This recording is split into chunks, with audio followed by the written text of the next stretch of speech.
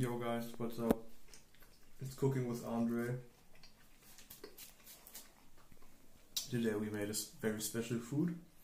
It's garlic grilled cheese bread.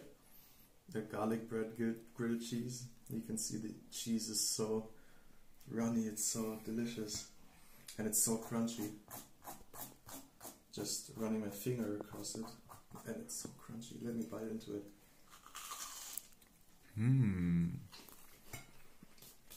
So perfect. All you need to do is get some butter, a clove of garlic,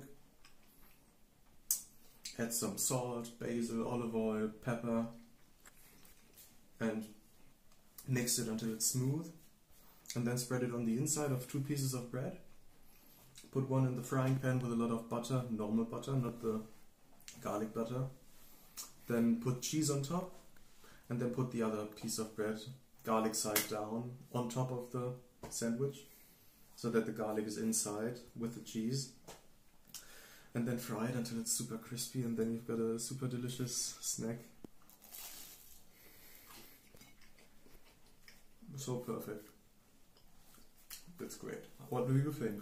Yeah, I think it's very tasty. The best thing I ever had.